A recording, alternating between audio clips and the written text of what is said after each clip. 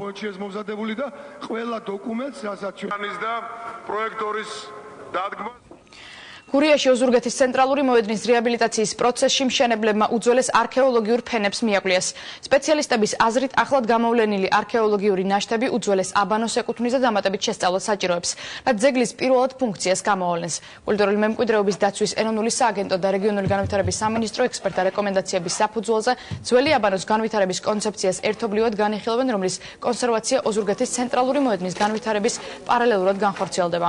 უძველესი აბანოს გადარჩენა კიდევ ერთი პროექტი იქნება, რომელიც რეგიონების განვითარების პროცესში ახლად გამოვლენილი სიძველების დაცვასა და პოპულარიზაციას ითვალისწინებს.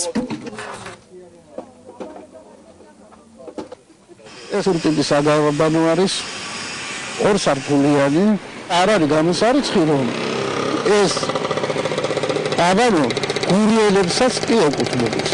ჯანსაღი არქეოლოგიური ესეთი მკვრივი ინტენსიური ფენა. ეხლა ინტენსიურად გაიხსნება, რომ დადგინდეს პერიმეტრი, სათვსელდება და ეს არის უნიკალური შესაძლებლობა, რომ ამ მოედნის განვითარებაში ის ჩაეწეროს ძალიან ორგანულად. ფაქტობრივად ასეთ ფაქტებს ქალაქები იგონებენ ხოლმე, რომ მათ ჰქონდეთ არქეოლოგიური სიძველი. ეს რეალურად მოხდა ოზურგეთში. ძველი აბანოს ნაშთებს მშენებლებმა ოზურგეთის ცენტრალური მოედნის რეაბილიტაციისას მიაკვლიეს. ოზურგეთის რეაბილიტაციის კონკრეტული პროექტი მოსახლეობას დღეს საქართველოს რეგიონული განვითარებისა და ინფრასტრუქტურის მინისტრმა კულტურული მემკვიდრეობის დაცვის ეროვნული სააგენტოს გენერალურ დირექტორთან ერთად წარუდგინა. იგეგმება შენობების განახლება, გარე ფასადების რეაბილიტაცია, ასევე რეკონსტრუქცია ჩაუტარდება თეატრალური მოედნის მიმდებარ ტერიტორიაზე არსებულ სკვერს. პროექტის განხორციელება უკვე დაიწყო.